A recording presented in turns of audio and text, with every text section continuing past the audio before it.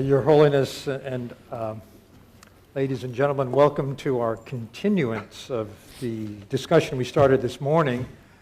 Although we're going to continue with a slightly different accent and focus, this morning we heard about the larger philosophical world in which practice occurs and what the implications are in an interface with science for forming a community of practice in contemplative neuroscience, particularly. We're now going to get hello. Yes, we're now going to get very concrete and look at a case in point of how you actually do this. How can you operationalize this? What kinds of hypotheses can you generate? What issues, methodological issues do you face when meditation comes into the laboratory? So let me quickly introduce the panel. To my far right is Rajesh Kasturagnan, who heads the Cognitive Science Program at the National Institute of Advanced Studies at Bangalore. I met Rajesh when he was at MIT, having finished his PhD there in cognitive science. And I believe, Your Holiness, that you've met everyone else on the panel. Matthew Ricard, you know well. He translates for you in France. And for those of you who have not met Matthew, he's a monk at the Sechin Monastery in Kathmandu and also holds a PhD in cellular genetics from the Pasteur Institute. Richie Davidson was in our morning panel. Dr. Wolf Singer is the director of the Max Planck Institute for Brain Research in Frankfurt and founding director of the Frankfurt Institute for Advanced Studies and Ernst Strungman Institute for Brain Research. John Dunn teaches in the Department of Religion at Emory University, is co-director of the Encyclopedia of Contemplative Practices and the Emory Collaborative for Contemplative Studies, and has his PhD in the study of religion from Harvard. And we're going to start with Richie. I should tell you a story. Richie and I were graduate students together at Harvard. And Richie it was clear back then that he was going to have a brilliant career. He did his PhD research and finished writing it up in 6 weeks flat. Just to give you a normative comparison, it took me a year and a half to do the same thing. So Richie has made a great contribution in founding affective neuroscience and now going on to develop the field of contemplative neuroscience. My contribution to science was to become a journalist. So let's start with Richie. Thank you. Thank you, Your Holiness. Wonderful to be with you again, and you're such an inspiration. We're so grateful. Quite a few years ago, Your Holiness, you challenged us, and you said to us that we have used the tools of modern neuroscience to study qualities like fear and anxiety and depression, and you challenged us to apply those tools to the study of positive human qualities like kindness and compassion, equanimity. And what I'd like to do in the brief time I have this afternoon, for the sake of our panelists and also for our Indian brothers and sisters, to give a summary of what we have learned in some of the key areas in this research program that was directly stimulated by my first interaction with you in 1992. And the work really began in about 1999 or 2000, and it's just been accelerating since. And so I'd like to talk about 4 topics today. The first topic will be studies of compassion. Whoops, we can have the studies of compassion on the brain. And here we have taken advantage of the benefit of long-term practitioners that we bring to Madison to learn what we can about what's going on in the brain during the generation of compassion. The second... It's not on the slideshow.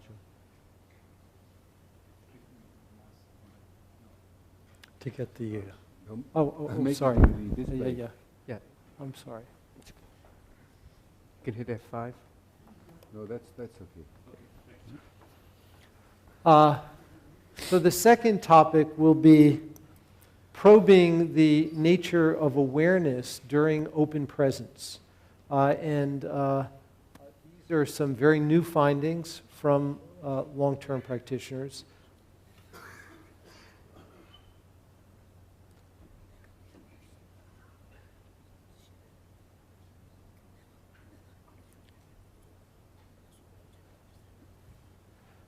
The third topic is really honoring the work that Francisco Varela began, and that is neurophenomenology, but neurophenomenology here with expert practitioners who are familiar with their minds in a way which we think is beneficial from a neuroscientific perspective to show what we can learn.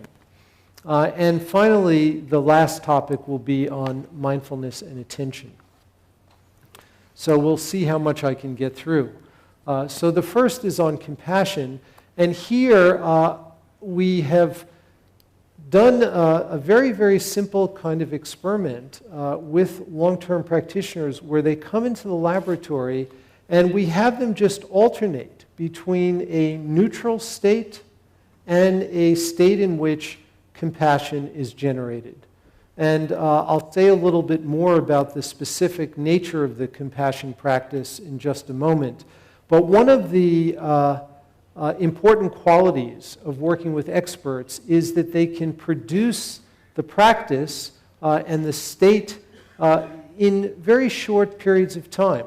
And so this is beneficial from a scientific perspective because we can contrast the neutral state and the meditation state. Now we also, as I'll show in a moment, we can evaluate what is happening when a practitioner generates compassion by challenging the mind with certain kinds of external stimuli that we present during the meditation state. And here, what we're particularly interested in is we present sounds of human suffering. For example, crying, a woman screaming. So these are sounds that challenge the mind and the brain and enable us to see how a mind which is infused with compassion responds differently from those stimuli compared to when we're in a neutral state. And it's kind of like a cardiologist who is interested in measuring the heart will sometimes have you exercise on a treadmill to challenge the heart.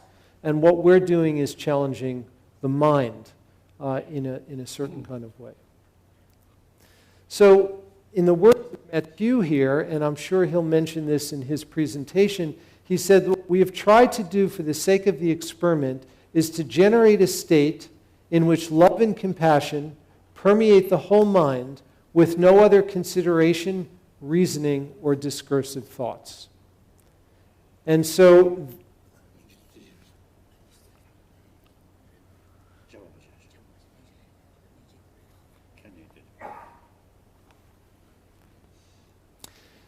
our first study, which was authored by Antoine Lutz as first author. You've met Antoine.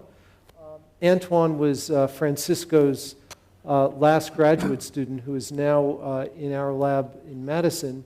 And this is from a paper that was published in 2004. And what it shows in this figure is a transition from the resting state to a state of meditation. And it's usually the case that in the analysis of brain activity, we need sophisticated computer techniques to extract signals. And here we can visibly see a difference between the resting state and the meditation state, where there is a presence of high amplitude oscillations in a particular frequency range called gamma, which is a fast frequency that has been implicated in binding percepts together, binding different elements of a perception together. And this is some seminal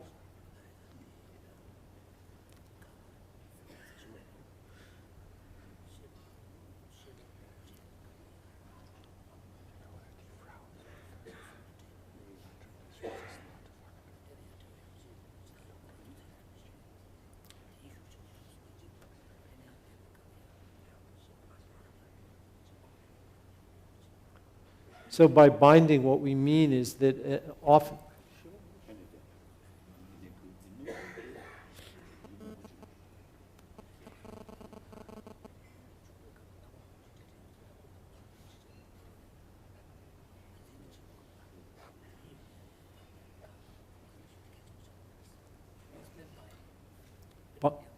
Binding. So often an experience involves visual perception, sounds, auditory perception.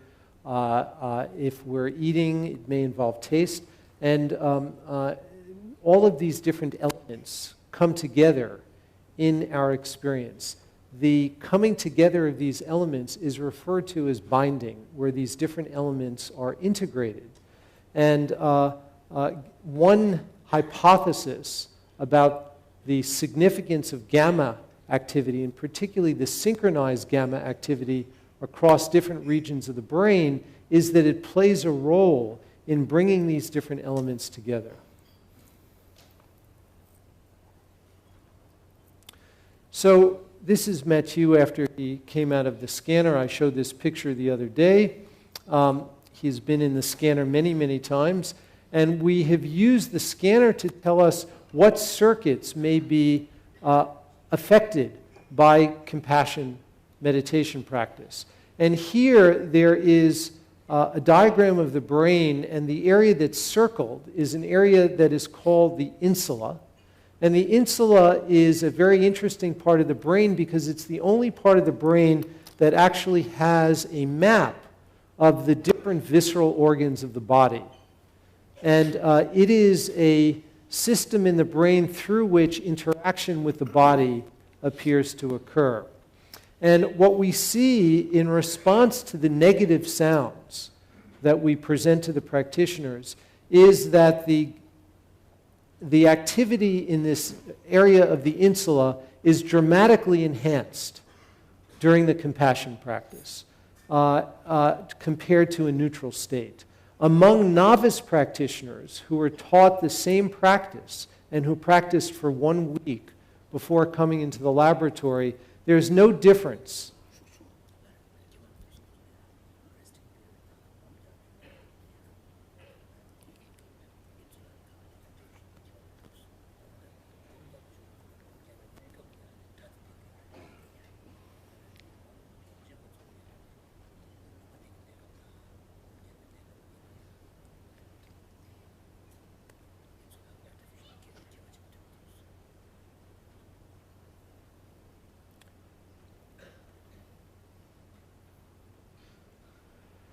I'd like to now share with you and the audience findings from a very recent study where we are evaluating the nature of awareness during open presence.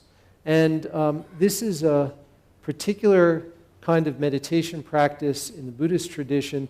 And one of the expectations that we had of this practice is that there should be if we present a stimulus to a practitioner that tells the practitioner that in 10 seconds they will receive a very painful, physically painful stimulus. And the pain that we use is heat. And we can deliver it in a very safe way. And we give each person an experience of the heat before we start so that they know exactly what it feels like. And we tell them that when they get this cue, in 10 seconds, they'll get a very, very painful stimulus. And we conjectured that during open presence, since one moment of awareness is going to have less impact on the next, so that each moment would just be, experienced without influence of one moment to the next, that there should be a difference in the anticipation of the pain. And so in the next slide, we first show the ratings of the intensity and the unpleasantness of the pain. And in the bars that are marked OP, that stands for open presence. And what we can see is that the unpleasantness in the experts, who are in the red, is dramatically reduced compared to the novices who are displayed in the blue. There's relatively little difference in intensity, but there's a very large difference in unpleasantness. So we now go to the brain to see what is happening in the brain when we present a cue that indicates that a pain will be occurring in a few seconds. And so this is the way the experiment works. The practitioner begins meditation, and then the stimulus begins to get warm. And they're told that once it gets warm, in 10 seconds, it will get very, very hot and painful. And so the warm stimulus occurs at time 0, and then the heat occurs 10 seconds later. So the question is, what is going on in the brain as well as in the body when the practitioner gets the cue which informs him that the pain will be occurring soon? And what we see here is the period during anticipation as well as during the pain itself. So the red bar here is the practitioner, and the blue bar are the controls, who are the novices, who are just learning the practice. And the period just prior to the red line that begins at about 10 seconds in time is when the painful heat occurs. And what we see is that in the anticipation period, before the heat occurs, the blue bar, which is the novices, begins to activate. And it shows very, very high levels of activation just when the cue is presented, even though there's no pain.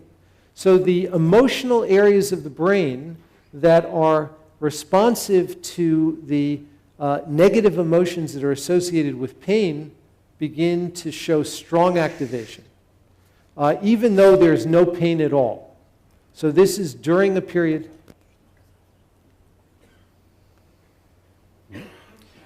During the pain,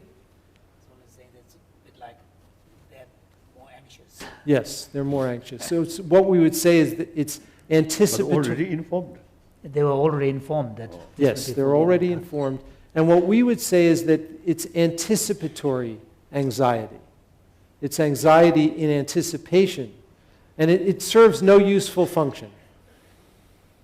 And what we see in the practitioners who are displayed in red is that when the pain actually occurs, there's a very big response, but then it comes right back down to baseline. But there's very little anticipation. So,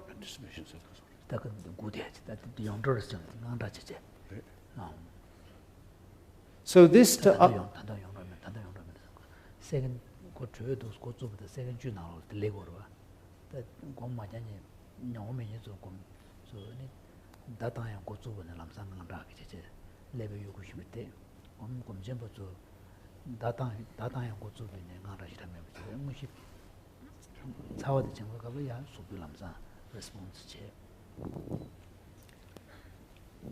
So I'd like to now move on, mindful of time, I'm just going to go right ahead and talk a little bit about how we have considered the project of neurophenomenology and begun to explore it in the laboratory with the expert practitioners. And the motivation for this is that expert practitioners, because they are more familiar with their own mind, their reports of their experience should be more closely tied to what we actually can measure in the brain, compared to a novice practitioner who has spent much less time contemplating their mind. The reports that we get there, we wouldn't expect to be strongly associated with the brain. So that's what we tested here. So the way we did it is to have practitioners report on the clarity of their experience. And they are meditating, and while they're meditating, as their clarity begins to change, they press a keypad to indicate the extent of their clarity on a 1 to 9 point scale. So if their clarity is very low, 세자. 그래서 했어. 곰자가 간다 곰그 영어 줘봐. 또 영어도 봐. 10에서 10에서 일단 ninja 값을 but during compassion, right? This is compassion. Yeah. The quality of compassion. 그래 간다. 그래 간다. Self. 로용 가르치 줘 그렇지. 그랬다는 세자다. 유그 말이에요. 시바고랑. so if their clarity is low, they might rate it a 1, and then it can go up the scale. And this is one expert practitioner. And what this shows, Your Holiness, is on one scale is their report of clarity, and that's in the red line. And the blue line is the extent of these gamma oscillations that we talked about earlier. And this is showing the correspondence between their reports of clarity and the magnitude of these gamma oscillations from the beginning to the end of a meditation period. And what this shows is a very close association between their reports of clarity and these gamma oscillations. And this is not true for just a single practitioner, but it happens in all of the practitioners that we have observed. So this is another practitioner at different points in time, and this is showing also very strong associations. And this is just a representation of 9 practitioners, and what it is showing is the association, the strength of the correspondence between the reports of clarity and the magnitude of these gamma oscillations, which are depicted in blue for each of the 9 practitioners. And for some practitioners, we had different sessions, different days that they were meditating. And so that's depicted here. And across these 8 practitioners, 9 practitioners, there is overall a very close association between their reports of their experience and the magnitude of gamma oscillations. In the novice practitioners, the average correlation is 0. They're just not associated whatsoever.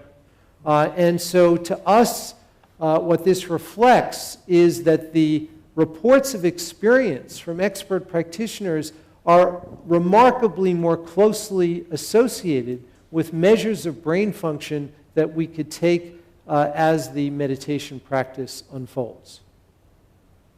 5 minutes. Richard. 그말 고난주. 5 minutes. 이제 곰 비탈로 근데 좀 슬라버와. 비타고 좀 슬라버다. 레벨 남주 간 가마 오슬레이션이 버르리 대버 쇼좀 쇼도스.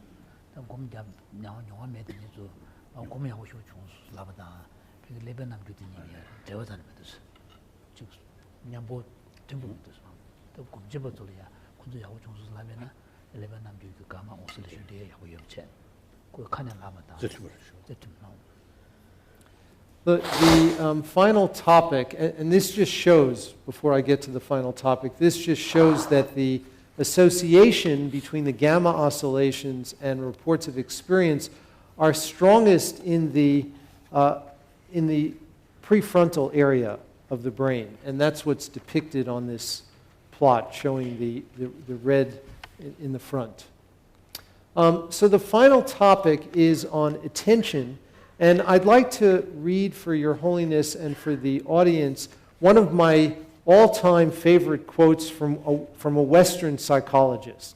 And this was written by William James in 1890 from his Principles of Psychology, and he has a whole chapter in that 2-volume text, a whole chapter on attention. And he says in that chapter, the faculty of voluntarily bringing back a wandering attention over and over again is the very root of judgment, character, and will. No one is compos sui if he have it not. And education, which should improve this faculty, would be the education par excellence. But it is easier to define this ideal than to give practical directions for bringing it about. And I think that if William James had more exposure to the contemplative traditions, he would have seen that there are methods available for educating attention. And the italics in this quote actually is in the original William James.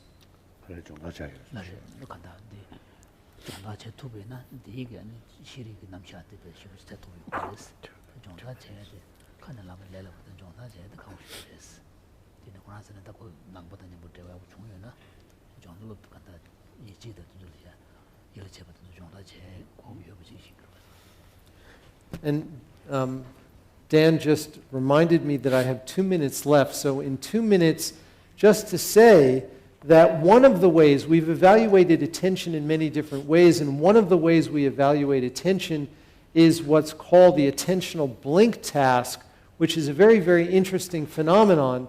And what it involves is simply the fact that if you are presented with very, very rapid stimuli, like if you are presented with letters 10 times a second, so each letter is only appearing for 1/10 of a second.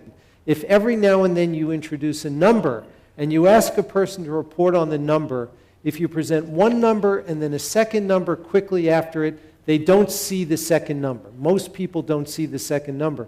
And it's as if they get so excited at the first number that they lose the ability to see the second number. They become blinded, or their attention blinks. And it's a kind of identification or attachment to the first number, and so they don't see the second number. And so we tested whether 3 months of intensive meditation would change that. And it changes it very dramatically. So people are much more sensitive and aware, and they're much less likely to show this attentional blink. So I won't show those data.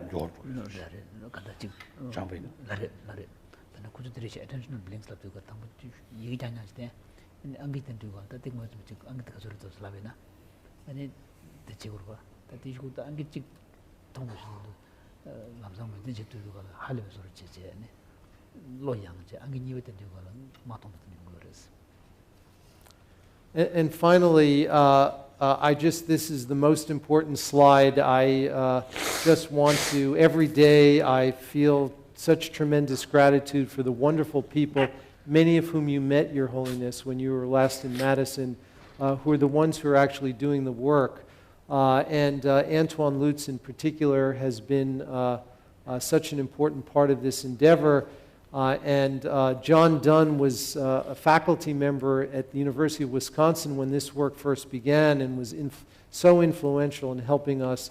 And also, of course, Mathieu and work that I haven't had time to talk about today with mindfulness-based stress reduction has been so importantly helped by the wonderful collaboration and friendship with John Kabat-Zinn, who's with us today. So I'd like to just end with thanking all those people and thanking you, Your Holiness.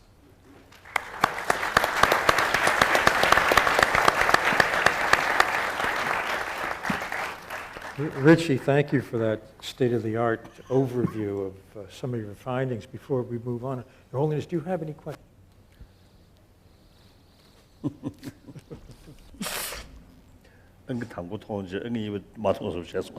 His Holiness was saying that there's been an attention blink on his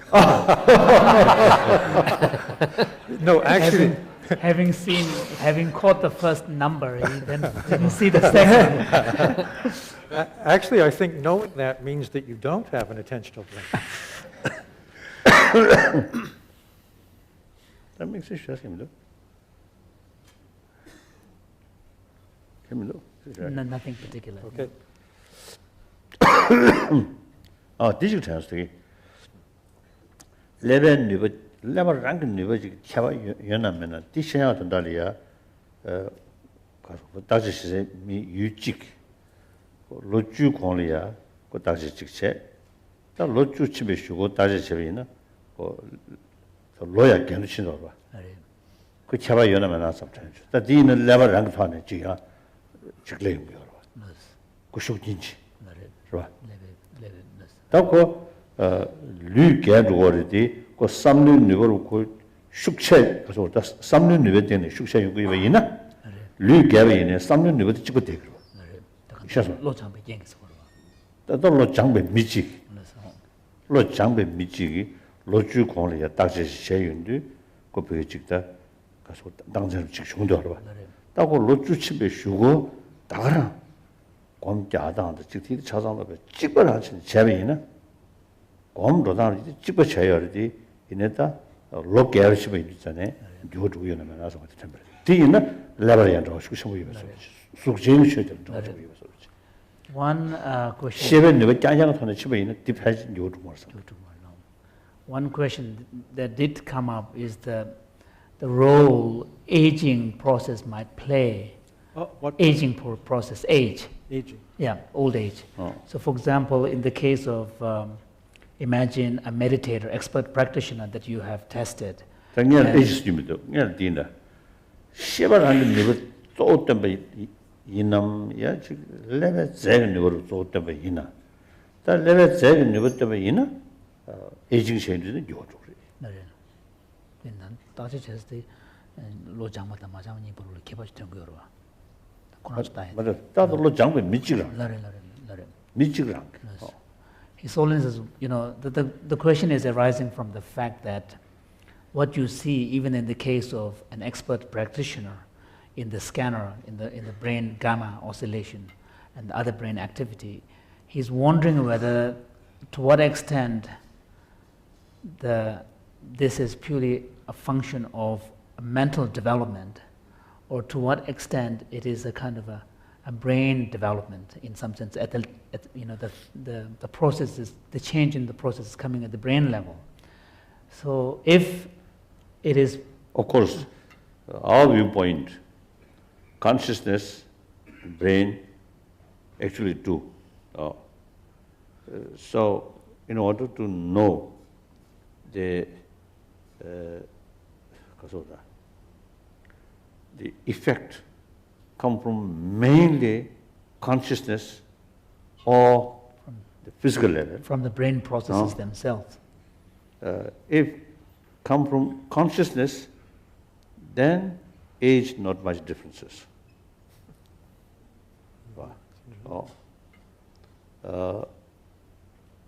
Mainly the physical level, the main factor, then age make differences.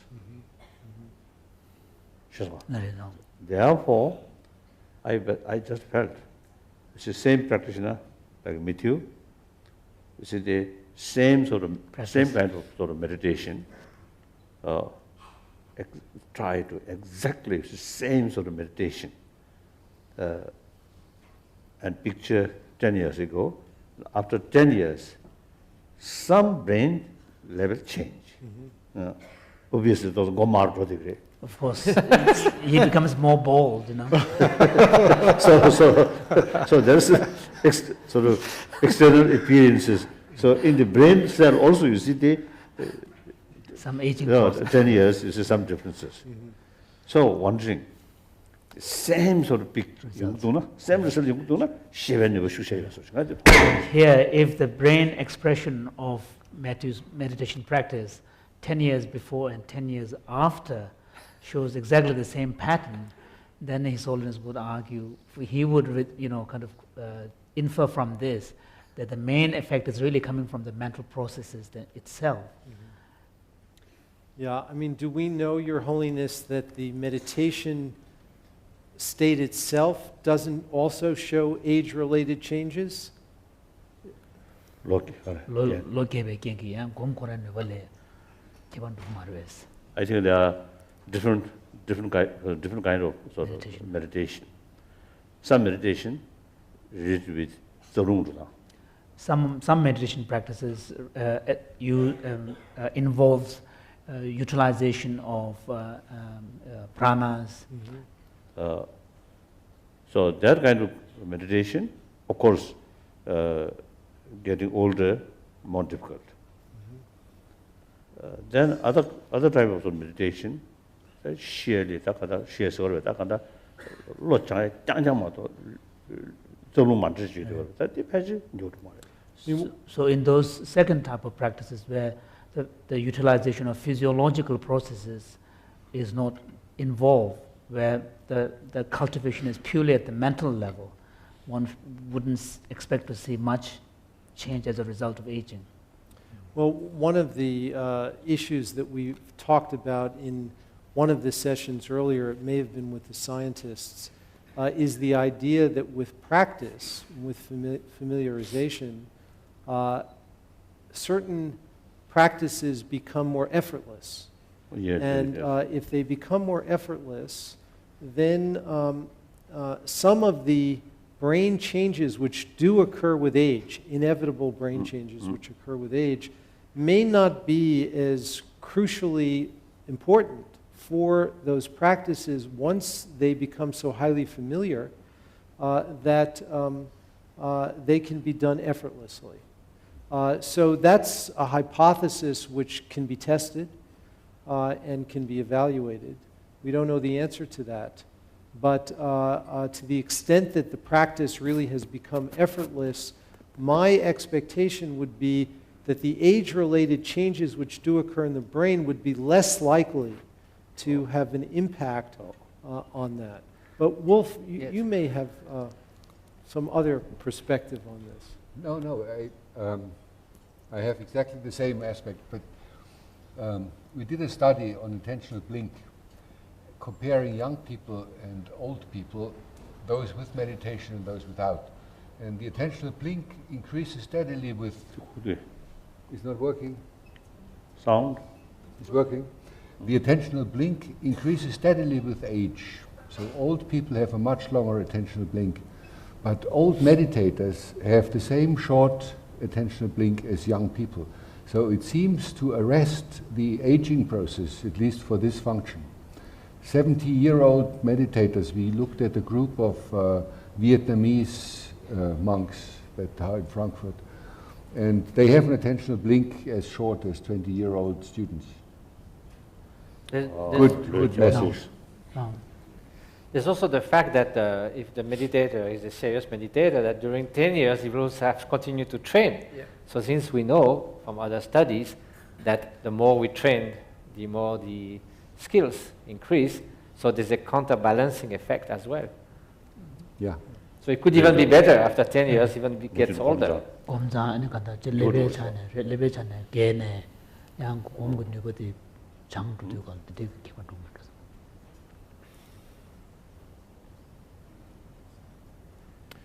So this morning we heard from Jimpala about the path, but we just heard that there was a path. We didn't hear much about the details.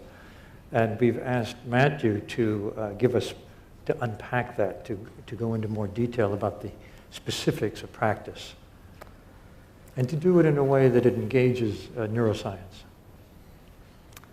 So this morning, Tudun Jimbala said that he's feeling like passing exam, but I don't feel even to qualify to reach to the level of passing exams.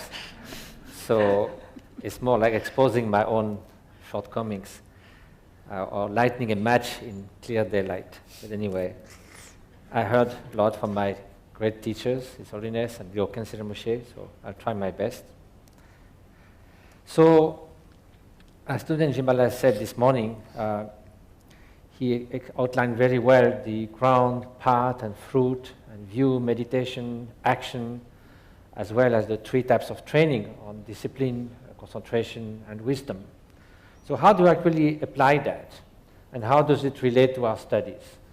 So when we began our studies, we thought we could try all kinds of meditations and training. But then we quickly remembered what Isone said this morning, that there are two main goals: to expand our knowledge, and also what contribution can we make to society. So in the very beginning, almost like playing, we tried devotion, visualizations, all kinds of things. But we thought we're not going to teach that in education in a secular way. So that's why we chiefly concentrated on focused attention, on cultivating altruistic love and compassion, and emotional balance to open presence, because those could be easily, the universal value of those trainings could easily be available for children, for adults, for all kinds of walks of life in a secular way. But of course, those comes from the complete part of practice. So now, this is a very vast subject, of course, like the words of the Buddha from Sanskrit into Tibetan fill 103 volumes. The commentary of all the great pandits is 213 volumes, so it's hard to summarize in 12 minutes. But basically, the Tibetan word for Buddha, Sangye, gives the idea. Sang means to purify, to clarify, eliminate all veils and obscuration that need to be eliminated. And Gye means to bloom, to complete, to bring to perfection everything that needs to be developed and cultivated. So fundamentally, what do we need to purify or to get rid of? Is the fundamental ignorance, as we defined it this morning, misconstruing reality, and the effect of this misconstruing reality, that is the 5 mental toxins, including, of course, mental confusion, but also hatred, craving, arrogance, envy, and so forth, that completely obscures our mind and brings suffering. So what needs to be cleared is ignorance and its consequences in terms of suffering. What needs to be cultivated or developed are the wisdom, and then what goes together with wisdom, the compassion. And ultimately what is perfected is consummate wisdom, perfect wisdom, unconditional compassion to all sentient beings, and freedom from all the causes of suffering. Now, how do we go about that? That's where the graded part comes about, and practice. So there are, each aspect of the part, there are things to be purified, there are things to be matured, and there are things to be perfected. That means Dzogchen in Tibetan. So then, how do you get into that? First, you must bring your mind onto some kind of path. If you think that samsara is such a great place, then why should you want to get out of that? So, and very often we are addicted to the cause of suffering. That's our problem. So most of those paths begin by deep reflection. And by the way, when we say meditation or bhavana or cultivating or familiarization, there's always 2 aspects. Analytical. What is the nature of the world? We can analyze whether the phenomena are permanent or impermanent. Are they autonomous or interdependent? That has huge consequences on our happiness and suffering. But then also there's to integrate that. So now, at the beginning, we need to combine those by reflections that will turn our mind and set us on this path of liberation and enlightenment. So first of all, we need to value the potential that we have, precious human existence. If we think that doesn't matter how we spend this life, and then we die just as with empty hands, as we say. It's like going to Jewel Island and coming with empty hands. We need to appreciate that even we have this precious human life, it won't last long. It can be taken away any moment. That is certain, the time is uncertain. Those are crucial reflections. And if we want to get free from suffering, we cannot just do anything that comes in our mind. The law of causality says that there are things that will bring suffering, some that will contribute to alleviate suffering. And then somehow we need to recognize that you cannot repair samsara. It's a hopeless sort of endless conflict and suffering. So we need to find ways to get out of this. So that's what will bring your mind. That's what fundamental reflection that any practitioner will begin with. And this would be aspect of meditation, that will be aspect of reflection. And then we say, who can help me in this hopeless state? Then you think about ordinary people, parents, educators, they're all in the same boat, in the same mess. So then that's why the notion of refuge, not just being simply the fears of samsara, but the fear of continuing all of us to endlessly suffer. So what can do? Someone who has got out of suffering. So that's what an enlightened being like the Buddha. How did he get out of it? That's his teaching, the Dharma. And who can help me on the way? That's the companion. So the notion of refuge makes a sense. It's not just a blind faith refuge. And then, so we will practice on that. And practically, there are a set of practices that will repeat many times. There's a well-known so-called fundamental or preliminary practice. Each of those steps will be done 100,000 times. Why? There's no magic number. It's simply we're lazy. So we need some kind of encouragement to do this 100,000 times, or we don't do it at all, basically. So this is the actual sitting where we will take refuge 100,000 times with the visualization, with the right attitude. And then we will think, should I do that only for myself? It's meaningless. If all my friends are in jail and I just get out of jail, I'm alone out there, it seems to be pointless. I go back to jail because my friends are there. So then the spirit of enlightenment, I will do that.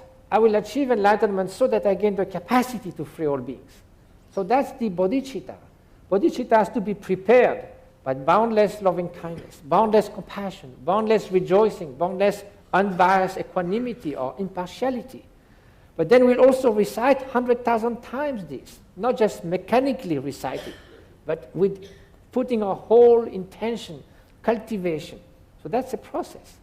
Then if we are on any travel, there are obstacles, we need provisions, and we need to dispel, to clear all the way. So clearing the way are purification practice. And what we purify is not by some kind of original sin, because according to Buddhism, we have the Buddha nature, original goodness. But everything that obscures that, all the veils of emotions, the veils that distort reality, we need to clear that. So there's a practice for that, with visualization. There are beautiful images. Of course, we cannot go in detail. But we also will do 100,000 times those practices. That will take, even you do that full time, it will take a month or two. Then we need provisions on the path, accumulation of merit and wisdom. So there are practices specifically related to this accumulation, making boundless offerings in your mind, offering the whole universe in all its beauty, offering your own body mentally, offering all the virtue that you have done. So that will be also done 100,000 times. And then you start with this limited mind.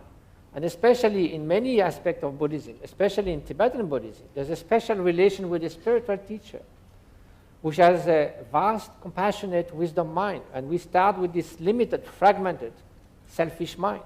So there's a practice called Guru Yoga. It means to unite with the Guru's mind. That means our small mind, as Swamiji said, which is like in a small vase, so breaks away and merge with the wisdom mind of the teacher. So that's one step that we also do, accompanied with mantras, with reciting verses that will remind us that.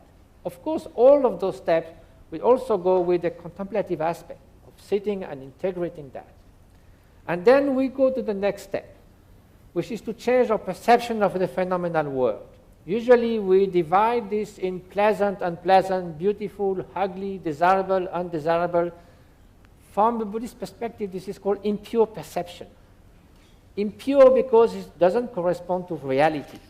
If we understand reality as being devoid of intrinsic existence, a rose is not intrinsically beautiful, it's just my mind, somehow I feel it like that. A goat will think it's a nice salad, as another organism will see as nothing. So we have this impure perception. So then there's a vast richness of visualization. And sometimes people are quite hard to understand why there's so much imagery, so much kind of deities and mandalas. What do they mean? It's simply a way to not to make some even more artificial projection upon reality, but to recognize our own true nature. Those are symbolic representations For instance, Avalokiteshvara, which have 4 arms. It's not that any being somewhere has 4 arms, it's the 4 boundless of compassion, loving kindness, equanimity, and rejoicing. So likewise, we will, with the help of that, recognize what we call the infinite purity of phenomena. That means all phenomena, no matter what, comes into phenomena through their empty nature, through interdependence. They are not solidly existing. That's how they are pure in a way. So if you can recognize that, it's pure from the superimposition, from the projection, from the distortions. So that's a very important part of the practice, because we are so much enmeshed in that delusion, so we need a strong antidote. So all that is the play of antidotes versus the things that needs to be purified, matured, and perfected. Then we go to some practices. So that also will take a long time, and it could take years, and we could continue that throughout our life along with other practices, doing visualization, recitation, understanding the ultimate nature of phenomena. Basically, the union of appearance and emptiness. That's sort of the essence of those visualization practices. Then, of course, as we mentioned, there are inner practices with the prana, with the channels, with the energies. That's also a part that is sometimes cultivated. But ultimately, as the Buddha said, his whole teaching is about transforming the mind. He said, give up all unvirtue or negativity, perfect all virtue, and to transform the mind, that's the Buddha's teaching, or to subdue the mind. So in the end, we have to understand that famous sort of mind, what's behind that. So there are a lot of practices to help one see the workings of the mind, how thoughts come, how one emotion comes and invades the mind, what kind of antidote, direct antidote, like loving kindness or benevolence to subdue hatred, or not identifying with hatred, just the awareness that is aware of hatred, but there's no hate in awareness. So there's countless profound, skillful methods that we can use at all times to be first more aware of what's going on in the mind, and to slowly phase away the mental toxins, to replace them by only wholesome mental state, like compassion and so forth. But in the end, it also comes to the ultimate understanding of awareness. What is the fundamental nature of mind? It is given many different names. We could call the luminous continuum of the fundamental mind. We could call that the recognition of the Buddha nature.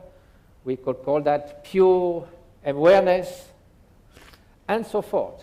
And that's where it becomes the most contemplative aspect. This is something that lies behind the curtain of thoughts, of discursive thoughts. It is what is left when there's no content even.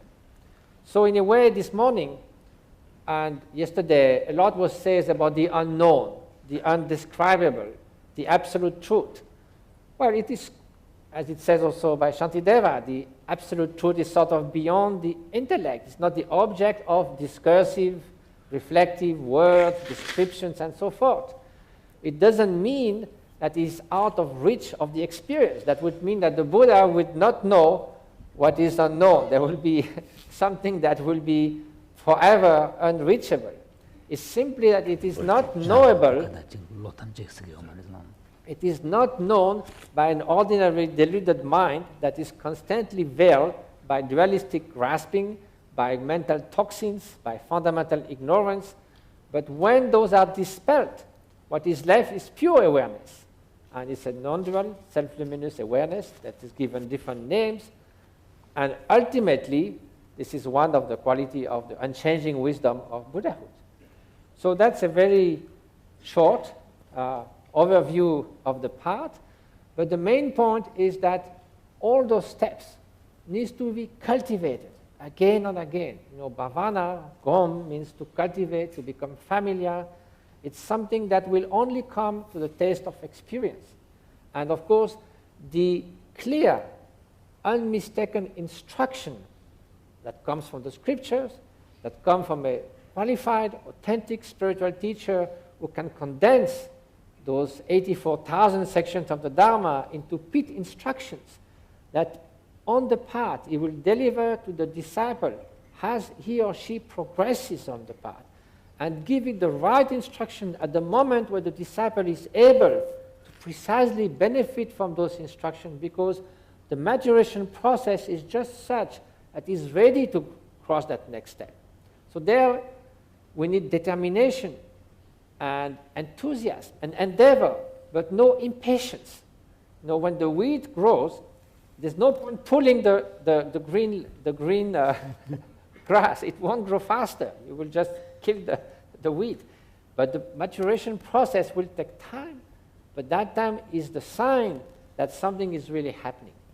So we should not hope for swift reward, but we should practice, as Milarepa said, until our head falls, I mean the last breath of our life.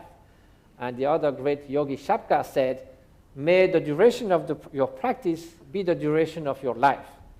And so that's, I think, the ideal of a practitioner. So definitely it's not a quick fix, but it is also the most worthy thing you can do, because once you have a sense of direction, it doesn't matter if there's 10,000 kilometers to go, and it won't help if you work sideways or backwards. The best way is to still continue to move forwards. So that's what the path is about. Thank you, Matthew.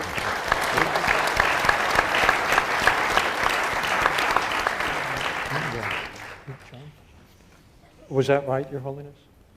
Was he right? Normal. Very good. Okay. You got a good grade.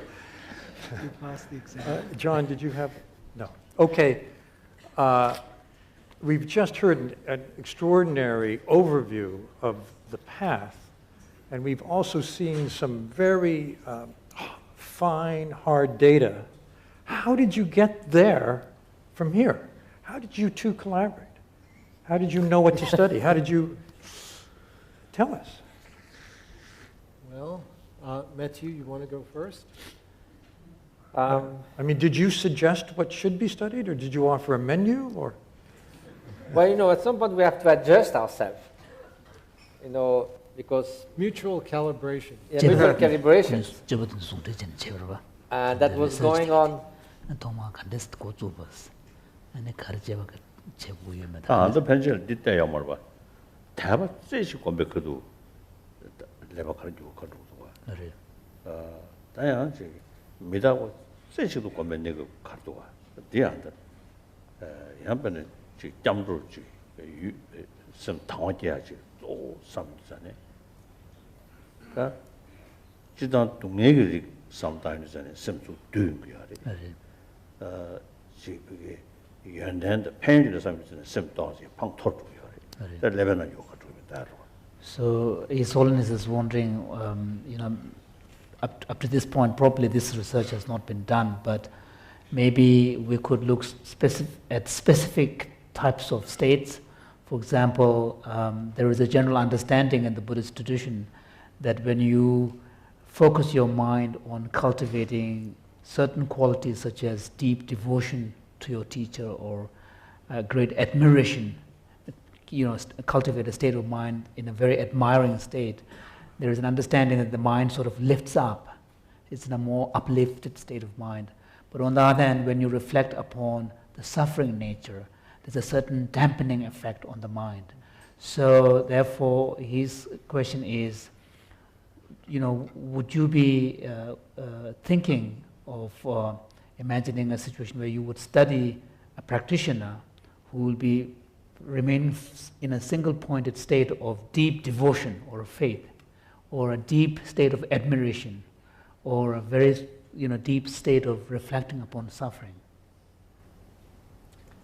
Well, I think that the ability of a practitioner to remain focused in that way would, I think, maximize the likelihood that we would actually see differences if a practitioner was filled with a deep admiration compared to a situation where they were just very focused on suffering. I think that there clearly would be a difference. From all we know about the brain and emotion, we should be able to see those kinds of differences. Actually, we did that first time in 2001, then doing a Mögu, unconditional devotion, yes. and I was really thinking so deeply of my teacher that I had tears in my eyes. But we thought that to study that for months and years and involve a lot of resources, this didn't seem to have an immediate,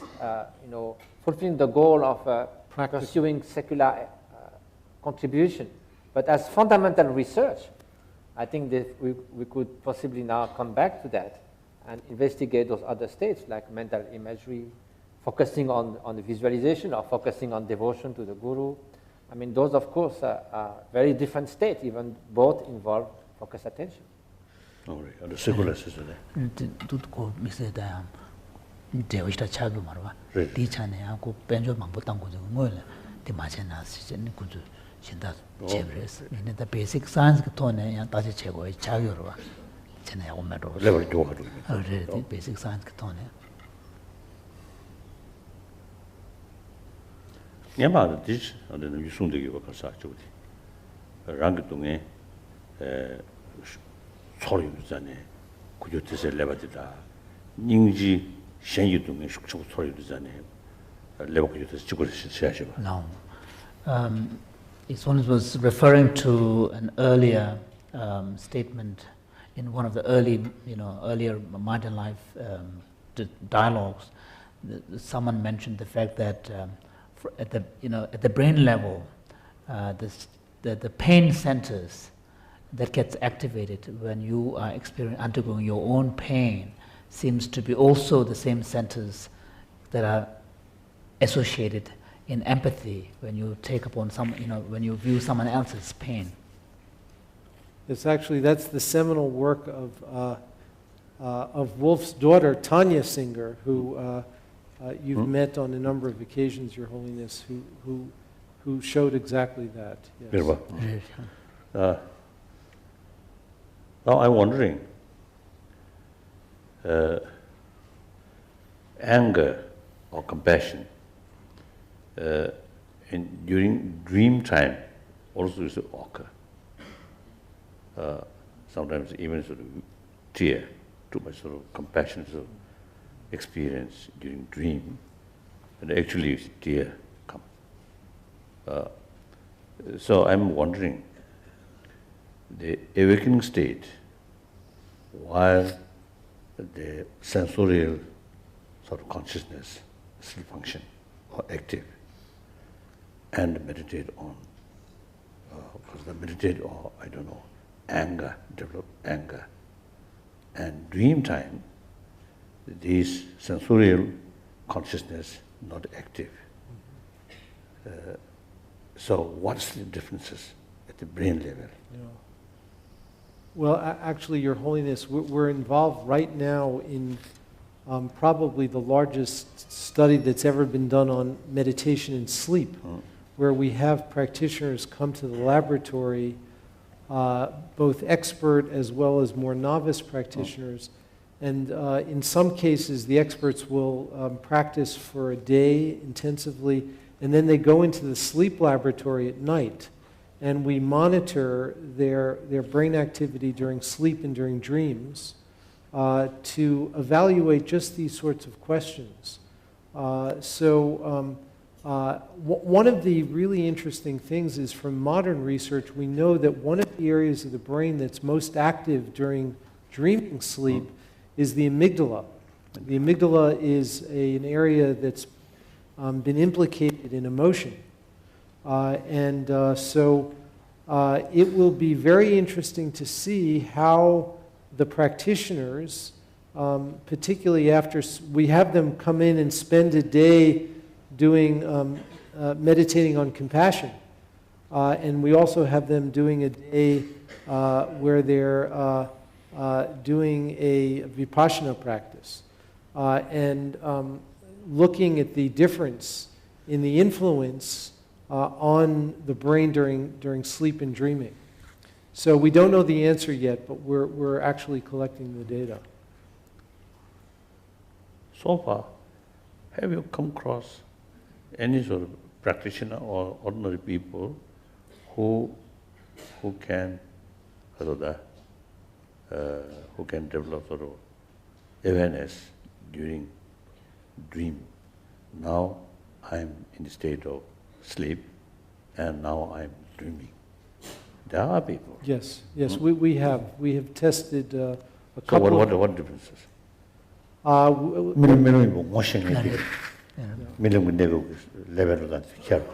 So His Holiness is wondering whether you would see a difference between just ordinary people who are not able to recall that they are dreaming, be aware that they are dreaming, and those individuals who seem to have this capacity, practitioners or not. Become aware. Become aware during sleep. whilst in dream. Well, we have some very preliminary data, which is very preliminary, but we've just analyzed the first group of 6 practitioners that we've tested during sleep, and the gamma oscillations that we see during waking that I've shown you, we find are present during sleep in these longer-term practitioners. And we've not seen these kind of gamma oscillations during sleep before. And so this is something that may be associated with the increased propensity to be aware during dreaming. So that's something that we're actually looking at. But the presence of these gamma oscillations during sleep is very unusual. But getting back to Dan's question, Your Holiness, I wanted to just ask you, Mathieu and I and several other groups in North America have been collaborating, and there are some wonderful fruits of the direct collaboration between contemplatives and scientists. And I wonder if you can speak to our Indian brothers and sisters about the prospect of collaboration here in India, and what suggestion or advice you may have to help promote that in the Indian context. Some time ago, is our meeting, I mentioned, you see, there are some practitioners, I think some sadhu, see, actually, you see, who spent, I think, years in mountain area. And some cases I was told, very cold place, but naked. So certainly they have the practice or experience of Kundalini, Kundalini. Tumu. Yeah, tumu. The tumu practice.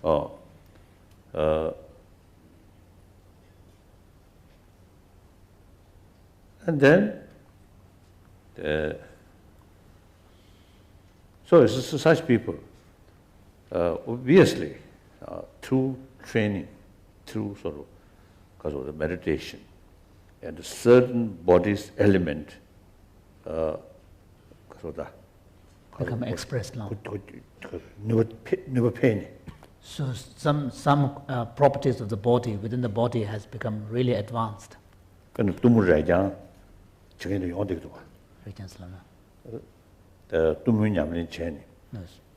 that deep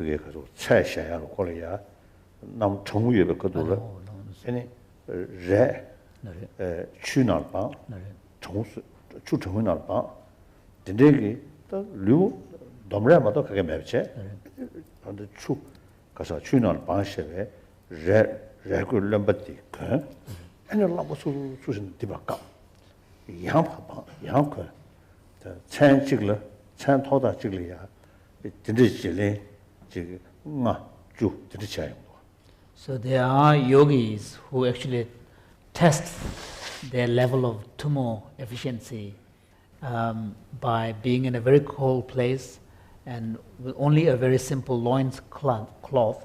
And the test involves during the night to wear a cloth that has been soaked in water and wrapping themselves over. And it is said that they can go through 5 or 6 rounds of this wet cloth during the night and dry it up. So one now no longer on this planet, but I know one. It seems he has some sort of extraordinary experiences. Yes.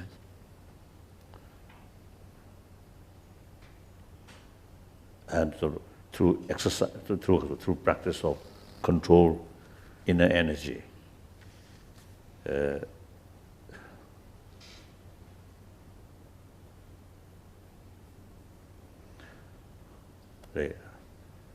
for example,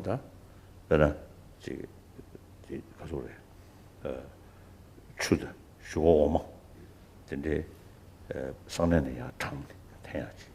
용도 같아. So this particular meditator who's no longer with us, as a result of his control of the physiological processes, is able to draw in through his sexual organ liquids like water and milk. So you see, so that means certain ability, control inner energy or lung. So some cases, through meditation, you should put some sand here, and then energy left. So from the tip of the finger, and then literally blow the dust by just keeping over it. Now, unfortunately, no one here. So such things you see happen.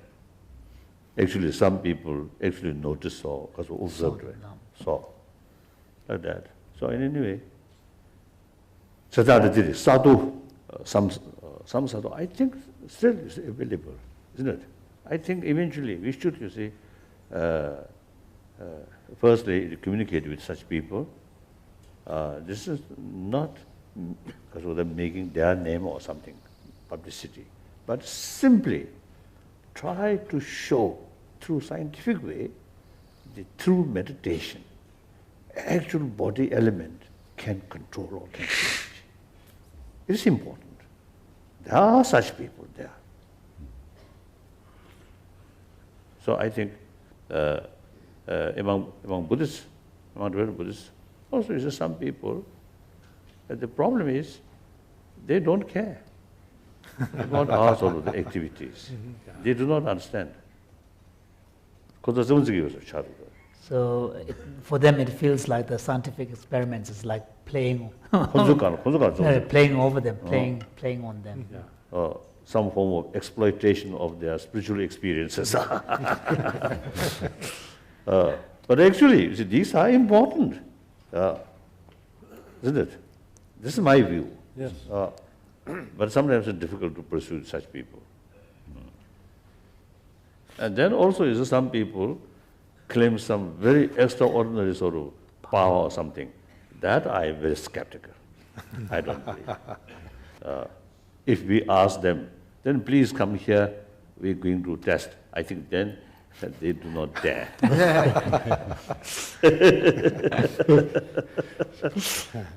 So Your Holiness, you're giving a very difficult task to our Indian colleagues. They're telling them to find the most talented advanced meditators who don't want to be studied. I think Wolf had a comment. Yeah, it was just following up what you said, that there are some of the phenomena observed here which advanced meditators take for granted. For them, this is just natural. For us scientists, yes, this is an enormous challenge, because if these things really happen, we know that we do something wrong, because for many of these phenomena we have no explanation whatsoever. It does not fit the current scheme of our descriptions. So it would be of utmost importance if we would have reproducible phenomena of that kind, because science requires some reproducibility, to see whether this is really there. And if it is, then we can try to find out what it is. But it could also be that we have to give in and say we cannot explain and that's the end of our abilities. So I think it's a very important step to be taken. And the problem is reproducibility. And it could be that many of these phenomena just occur once in the life of one person. That there are singularities because time flows and they never come back and you cannot predict them. So have you got an example of any of these phenomena that would be the best to approach? Because it is simple in your eyes, reproducible. 아, 배준인데 내가 처리도 안 해봤어요. 지금 대만 직접 많이. 근데 진짜들이 근데 안돼 내가 진짜 냠누도 되지 장도 제마도 깨도 말이. 깨도 우리 진짜 가시 지금 냠 그들이야 이혼되게. 야고 장 사도 장 좋으면 되잖아요. 그 롱대 상셔서 그러면 이혼되게. 그러면 이혼되게. 다 장네 중대들이 남 딕다 가소리 제 고마이나 지 다다 되고 되고 다다 가서 어디 말해 뭐 최대 중에서도 말해. A distinction needs to be made between certain types of what ordinarily might seem as unique, characteristics of individuals' behavior. There are certain, in some cases, there are trained and acquired capacities. So in which case one would expect these to be reproducible because they are acquired, trained characteristics. But in some cases there are individuals who may have some inborn kind of, characteristics, in which case because they are not acquired through training, then they are unpredictable. You don't know when it's going to come. So one needs to make a distinction between these two. But what His Holiness is talking about are the first type, the characteristics that are acquired through training. So my part, of course, I will give in my mind, and when such occasions come, such person, if I meet, then I will pursue them. And then also meantime, among Hindu practitioner or Jain practitioner, certainly I think possible. Firstly, we inquire, then when we find such people, then request them this kind of the test is something important. Necessary. So then they may agree. And we can arrange special sort of room where some ice put. And they remain still naked. Actually, this was done at Harvard University by Herbert Benson. But that's right. Yes, that's right. but it didn't work out too well. Oh. I think it was very difficult to do the experiment because they had so many different probes inside of the yogi's body that he wasn't able to meditate adequately. And I think that's one of the difficulties of this kind of study, is that it can be very disturbing. Yes, that's even right. for the adept, if the experiment itself is too invasive, drawing blood and so on, then these kinds of studies can be very difficult to execute properly. So that was actually, I think, a failure for Benson. He wasn't able to study Tumo adequately because of this situation. One of these yogis, I think you knew. Yes, and, some of them I know. Yes, yeah. And I actually took care of him for a few days while he was there. And this was many years ago. Mm-hmm. And he was very happy to participate, but he said he was not really able to make the Tumo energy blaze because of the conditions in the laboratory. But so was it was it collaborative in the sense of rich in No, and I think that's the issue here, is that, and I recall in some of the context of experimental design that I was also involved in, that a lot of in order to do these types of studies, these are very difficult, I think, but even to do something more mundane concerning emotional reactivity, how can compassion meditation change one's reactivity to negative emotions. Even to study that adequately, I think takes a very careful dialogue between the practitioner and the scientist, so that the practice is really carefully understood on the one hand, and its effects can be properly measured on the other. And that took a long time, I think, in the context of the studies at Wisconsin. So just to continue in the spirit of dialogue, I first wanted to thank Your Holiness and all the other presenters here for organizing this meeting, because as you pointed out, the Nalanda tradition is perhaps being revived. So I might want to call it the Navya Nalanda tradition. Navya is the Sama, Nalanda Sama. Right?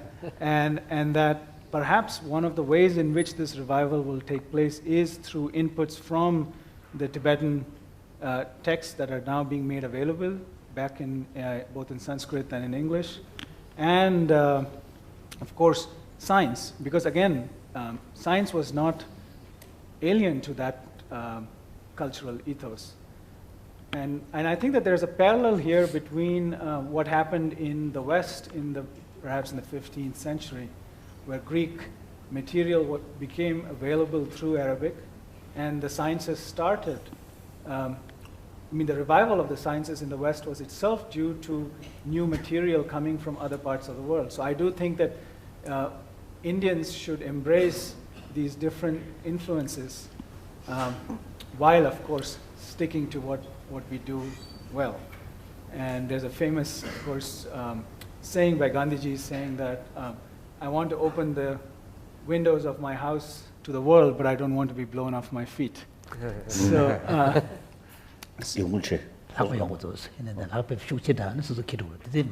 right? And in that spirit, I of course, it interests me how such a wonderful collaboration has happened, and I just want to make a couple of suggestions about how this form of collaboration could be extended. I myself am a theoretical scientist, and one of the most important developments in science is not just and which differentiates modern science from earlier Western approaches to the natural world, is that theoretical advances were exceptionally important, especially the use of mathematics and other technical languages. So how Galileo and Newton used mathematics to explore the physical world is the paradigm upon which the rest of the sciences are based on. And one thing I notice in the Indian literature is the extensive theoretical vocabulary and technical taxonomy and other literature that is available. And so along with the sharing of ideas between contemplative practitioners and experimental scientists, I believe that there should be a similar and parallel interaction between the theoretical basis of the modern cognitive and neurosciences and the corresponding literature in the Tibetan and in the Sanskrit sources. So, for example, in the Abhidharma literature, there's a very detailed taxonomy of mental states, whether it is contemplative or not.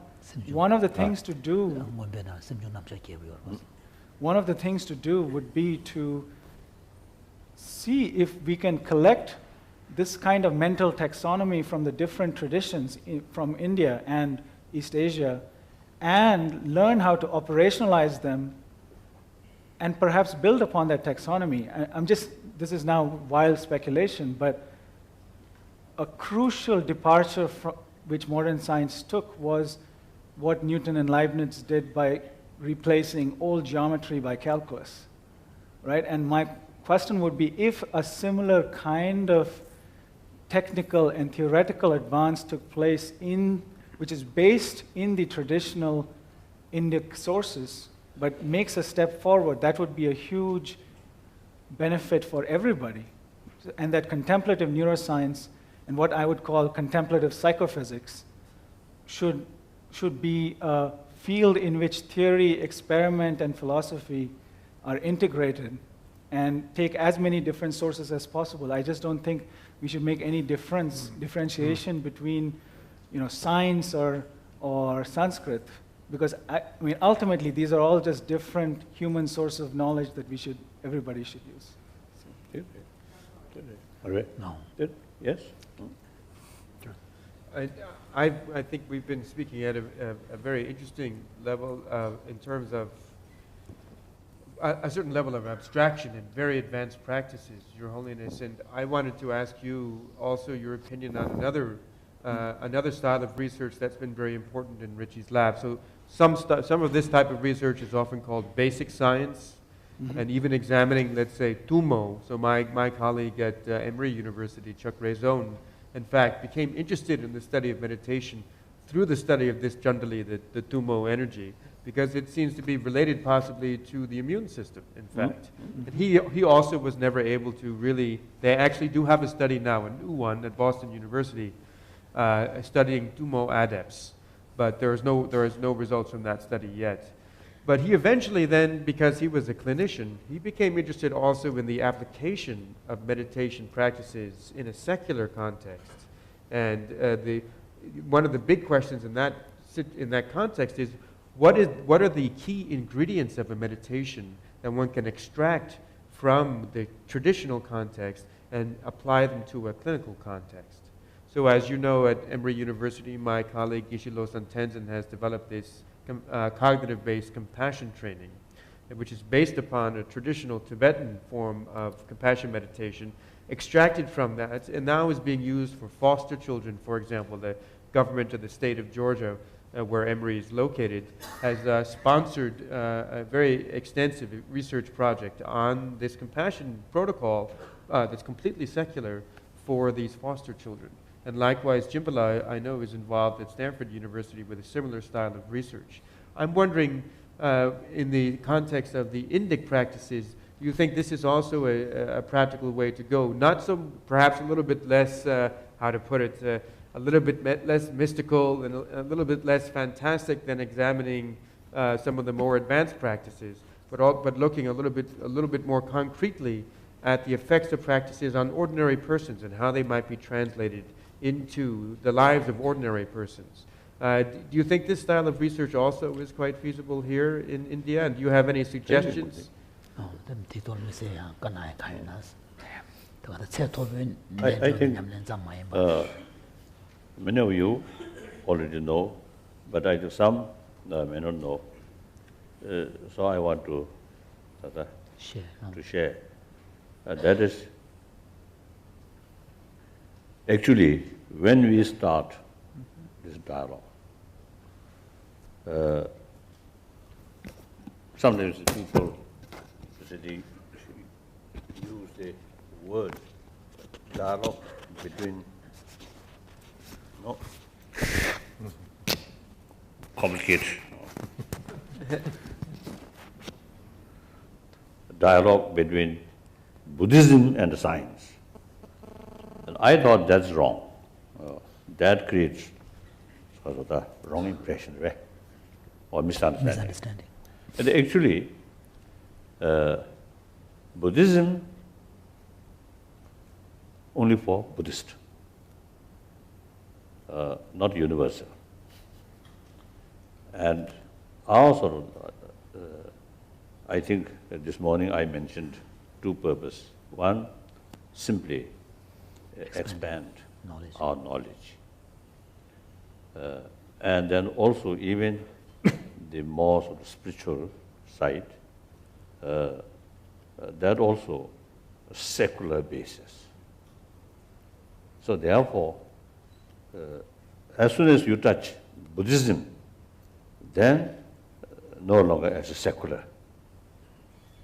So therefore, right from the beginning, I make clear transitat, shingavinisusitati. So this morning a reference was made to the nature of reality, the ground. That's simply, what is the reality? No idea of langtur. No evaluative judgment of what is right and what is wrong. So Buddhism is mentioned about this mind in order to practice, to carry Buddhist path. But we can live it. Simply try to know the reality. So that I call Buddhist science, about matters, about minds, about time. So I mentioned, you see, we should use the word dialogue between modern science and Buddhist science, not Buddhism. So 3 parts: Buddhist science, on that basis, some Buddhist concept, Philosophy. and also philosophy. There may be some Aspects. as is sort of the universal of the concept, maybe. Some of the very close related with Buddhist religion. So there are 2. One part in the Buddhist philosophy can be Seen as universal. The basis or Closer to, no, it's a support of. Yeah. support of secular ethics. Then Buddhist religion. So I want to tell you that when we carry this research, like others Jains or different Hindus, the religious part should be left separated. No? then the certain ideas, certain sort of Concepts, practices. But part, I think in those ancient Indian tradition, as I mentioned earlier, you see every tradition where the samadhi, vipassana, and nyumosati, klesha,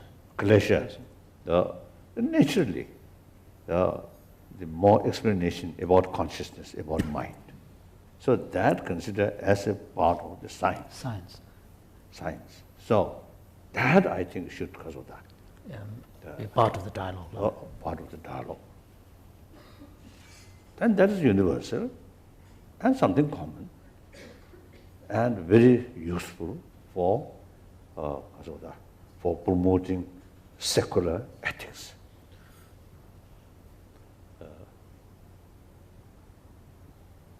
So samadhi itself, basically secular, universal.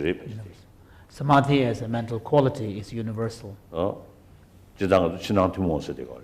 In fact, in the Indo-Tibetan tradition, we refer to these meditative states as being part of the common currency of the classical Indian traditions. So that I want to Share. share and make clear. So there's nothing to do with one's own religion.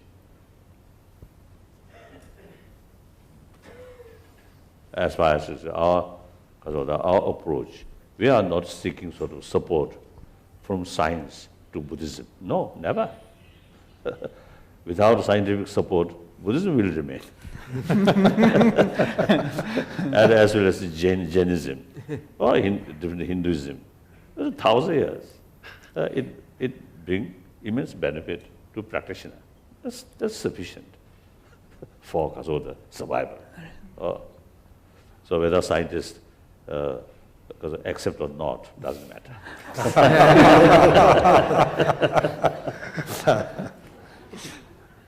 So sometimes I used to telling some scientists, you see, they are out of their curiosity, it's a certain sort of the point, like next life. Then usually I say, oh, that is Buddhist business, not scientist business, like that. Like that. So that I think I should know. So our dialogue purely on the reality, not our practice. Like that. Your Holiness, Isn't it? Yes. You've told us that many times. what you say is very inspiring, and I would like to hear a few more words, because as you know, the various Indian traditions, and even within Buddhism itself, there are lots of debates about what is the nature of reality, right? I mean, there is both common currency using, say, the pramana systems, but also there is wide differentiation. Yes. So do you have any thoughts about how we can accommodate both, and not just the similarities, but also the differences? 나를 초진에 양 테마다 되게 삼된다 두저리 투모만 부저로 다니. 디 양 초진에 양 남편 줍다 남편 저 무시부조사.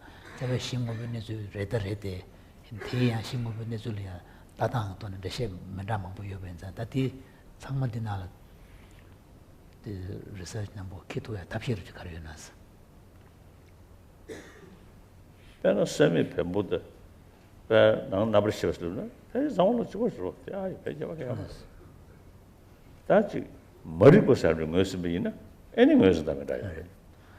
그 다음에 저 찬데 겨와요. On the basic kind of ontological standpoint, for example, like the postulation of, matter and consciousness as two primary facts of the world. Holiness was saying that he wouldn't expect there to be difference among the classical Indian traditions.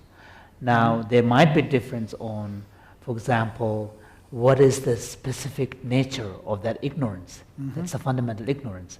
So then one might begin to see differences. Even within the Buddhism, even within the Sanskrit tradition, there are differences. Differences of due to different views. So like that. And Angus Lavina, as a memo to do the vision shaming, Angus said, to do anger, Luna, you. For example, like if we take the mental phenomena like anger, it's phenomenologically evident that most people will be able to identify what it feels like. I mean, even to some extent, animals too, when they see a hostile animal, they seem to sort of shy away from that angry animal. So these are universal, and how harmful this destructive emotion. So if there is possibility to reduce these things, everybody accept, whether believer or non-believer. And positive emotions such as compassion. Also even animals appreciate. So these are universal. So here we are seeking some support from scientific some scientific research. Scientific inquiry. Mainly, they cultivate more compassionate sort of mind, immense benefit to one's own health, and the family, and the community. So these are, I think, as a result of collaboration, it's very, very useful. I think reality. The ordinary people, Buddha stated that, Mahavira stated that, may not pay much attention. Or latest scientific finding like that, they pay more attention. So sometimes I jokingly telling you, is it Buddhist? Traditionally, three, refuge. Buddha, Dharma, Sangha. Now should be four, Buddha, Dharma, Sangha, science.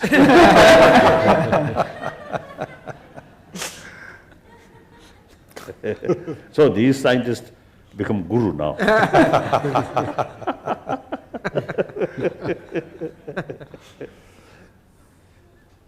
Yes? John. Well, actually, Rajesh's idea is an interesting one, Your Holiness, because I was also having a discussion with Dr. Nagendra at lunch, and one thought, there are differences among the traditions, and there are a lot of commonalities. And one thought was actually to look at, for example, a very specific aspect of cognition, for example. Let's say, look at attention. And in the Abhidharma, there are many features, mental facets, or semjung, that are about attention. Many of them, for example, Yidla Jeba, or Manasikara, and Jampa, or Smrti. But there are others that are relevant to attention. There are similar accounts in other Indic traditions. Yes. And we were talking about the idea that you could have not to try to do the whole brain or the whole mind at once or all the features of consciousness, but just look at some special feature like attention, for example.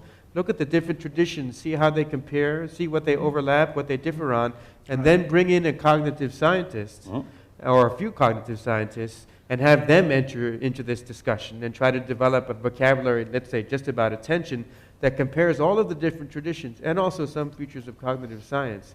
It seemed that could then lead to also an empirical research program. Absolutely. Yeah. I mean, and to integrate empirical research into both the dialogue between these traditions, so that empirical science is not just a dialogue partner with the traditions, but actually as a tool for the traditions themselves to talk to each other. Yep.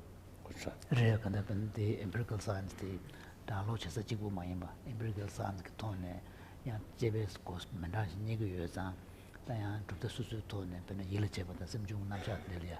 There's Sunam Madame Budriona, and the Pinzungi, the Devakario Mayo, the Tujo, the Tikitoria, Dial Pandoyum was long. I think there's one another aspect that this collaboration can help. Science takes complex phenomena and then try to reduce it into different elements, more simple, more easily to identify, that can then be studied. And that also comes with the notion of vocabulary. We say anger, or we say compassion. There are so many kinds of anger, so many nuances to compassion. So both in the Buddhist vocabulary, which is very rich about mental life and mental event, and the science also would need to have corresponding ways of investigating those. So if you're studying anger, are you studying indignation in the face of a massacre, or you are studying hate? These are totally different mental states. So I think here, even in the process of spiritual practice, when we say we try to cultivate loving kindness of compassion, actually it's a very rich phenomena. We are, say for instance, visualizing the unbelievable suffering of sentient beings. We realize that just as we want to be happy and not to suffer, they want the same, and we recognize that. So we get concerned by their suffering or their happiness as I'm concerned with mine. So we then acknowledge the interdependency.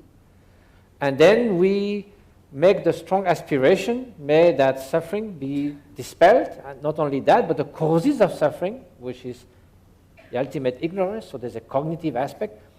And then we try to cultivate that, not just a feeble feeling, but a very powerful, all-pervading mental state. So in that, there is a whole constellation of mental states. So we face that actually in our collaboration, compassion. And then, like our friend Paul Ekman also asked me, what, do you need to feel the suffering of others? Do you be emotionally sort of in tears, and when you think or not? Can you be sort of watching with just a cognitive aspect? So sometimes when we do cultivate compassion, we do all those together. So then we got slowly the idea that how could we precisely go into those different aspects, and would they have different brain signatures. So we have been specially attempting to do that with compassion, for instance. We ask the meditators to do just loving kindness toward a child, toward a dear person. Then how does it if you extend it to all sentient beings? And then compassion with the person who is suffering. So we know already that we spoke about empathy, that is not very clearly yet equivalent in Tibetan, but basically is the faculty to resonate with others' suffering. If someone is joyful and happy, you feel also joyful. If someone is very sad, you feel sad. So if someone suffers, the brain, in your brain there is some area that has to do with suffering. But then, is it only that, compassion? Well, some of the studies that we have done, where we ask very artificially the meditator to separate that, we don't do. Just please try to only resonate with the suffering again and again and again. Only that. Then it becomes really some kind of unbearable.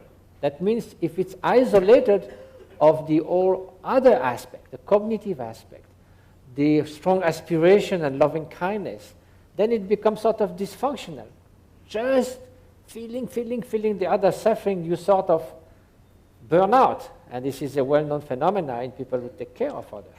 So then it is possible to, with the collaboration with science, to study isolated these elements, and therefore you can better reconstruct the whole process of what the whole experience of compassion is, including all those minute phenomena.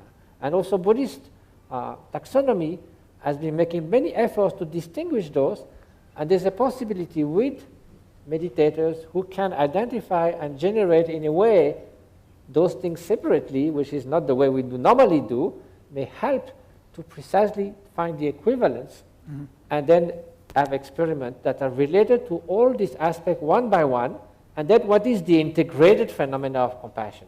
So there, the collaboration becomes so much interactive, because you're not going to say, I'm just engaged in compassion. You say, I'm just going to do empathy for a while. Then I'm going to try to bring my best, the whole pervading compassion. Then I'm going to extend from a dear person with some maybe attachment to a neutral person, to a difficult person. And all that will take different aspects. And the scientists should be able also to relate that with what they find. Wolf, yes. It just occurred to me another aspect, because we are not alone in the world and we are not sitting in caves, all of us, but we are embedded in a very, very rich culture, both in the, all around the world. Now, I would like to have your opinion, whether the emotions and enlightened feelings that one gets in a higher meditative state could be at all comparable with what we find written in the literature, what people experience when they either read a very, very well-done poem, or when they listen to a piece of music, or when they look at a painting, where all those things are also captured. And I think everybody of us knows that there are moments of being taken where you forget about your little ego and you become very, very touched emotionally. So the question is, are those emotions different from those that one can get that are self-generated in meditation? Or is meditation just another way to get there? Or is it really so that experts are much more competent in having emotions and these deep feelings, which are also sometimes very positive? I mean, the empathy that one can feel in a piece of music, it's hard to describe. I would say exactly the same as an enlightened expert. I cannot find any words for what I just experienced hearing this second movement of Schubert's quintet. So what is your feeling about these relations?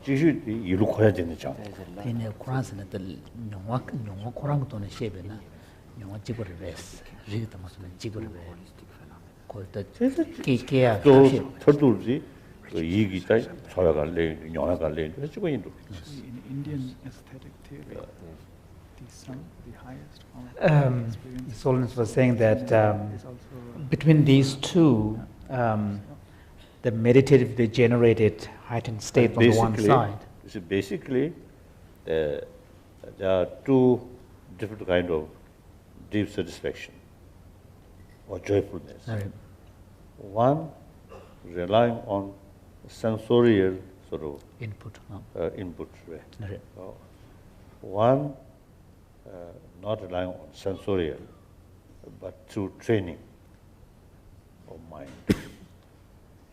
So maybe the previous one, with satisfaction or joyfulness, relying on sensorial, Stimulus, input. I think shorter. Shorter period now.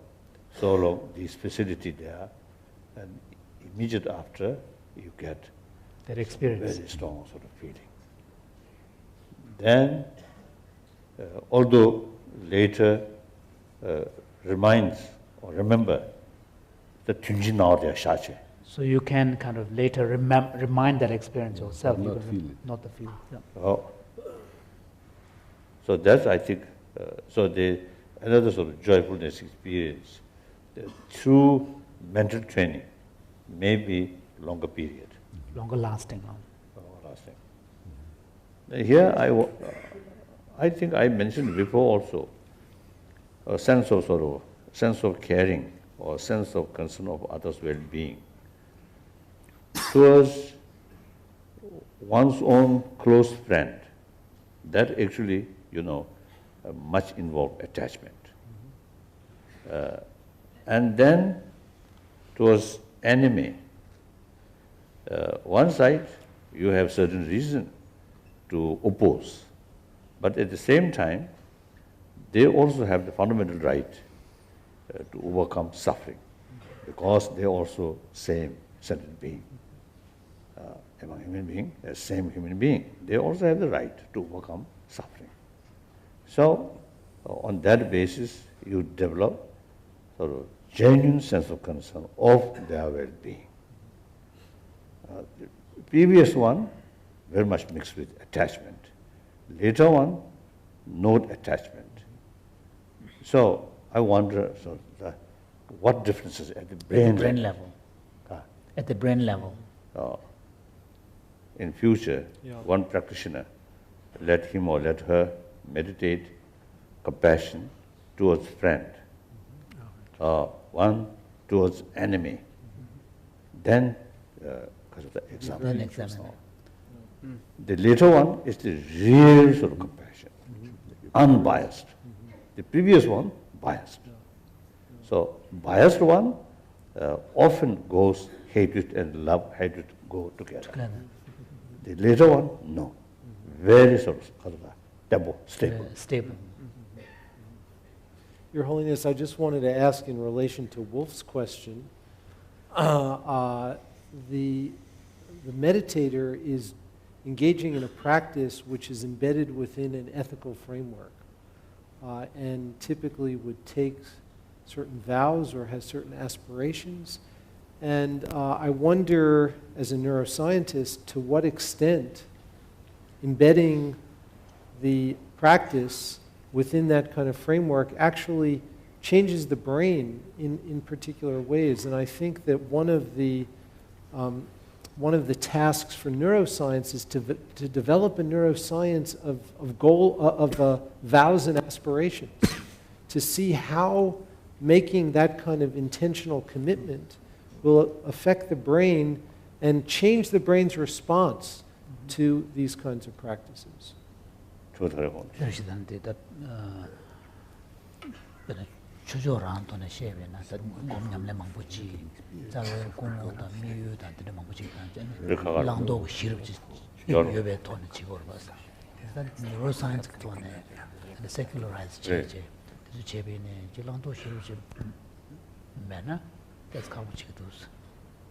what was the specific question? So it's just a comment on the difference between an experience of music or a painting, which is a spontaneous experience that doesn't arise within an ethical framework, and another kind of attentional absorption which may occur in meditation, but it is in the context of an ethical framework.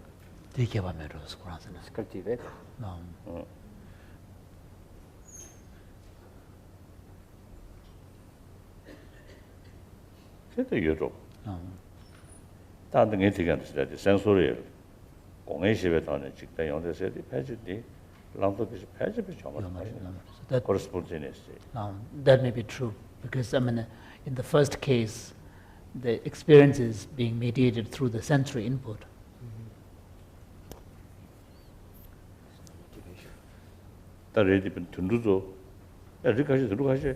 달리 차지 가지도 No.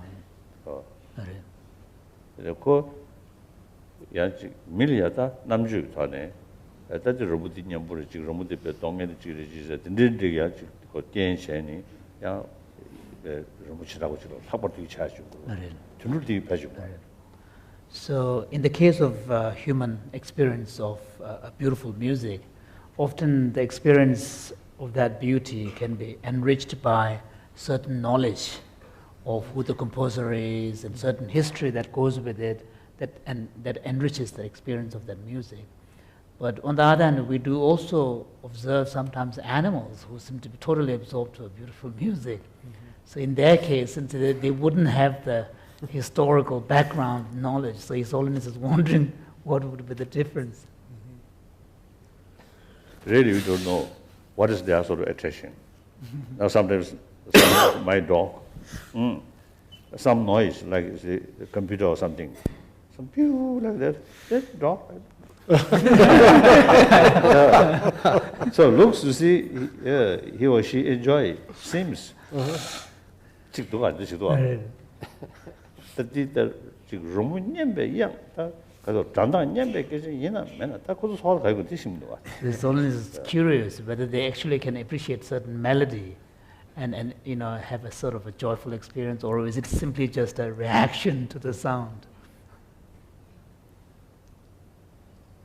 I think some, of course, trained, some horses with music, they can also play. I think they enjoy. Darwin was convinced of that. And Darwin ki 다른 이제 지거래서 듣는 music 가보야지. 되지. 제가 다윈치 나중이다. So I'm going to be Darwin's follower. So, Your Holiness, I'm getting signals that our time with you for this afternoon session is coming to an end, but it's a very big day for Richie, because today the Dalai Lama designated him as a science guru. So congratulations. Science guru. And our discussion... So usually it's a Tibetan tradition. Gurus really, I think, fund this is some kind of different head. So I think you need. And of course, our question and answer session will resume after His Holiness has left. Thank you very much.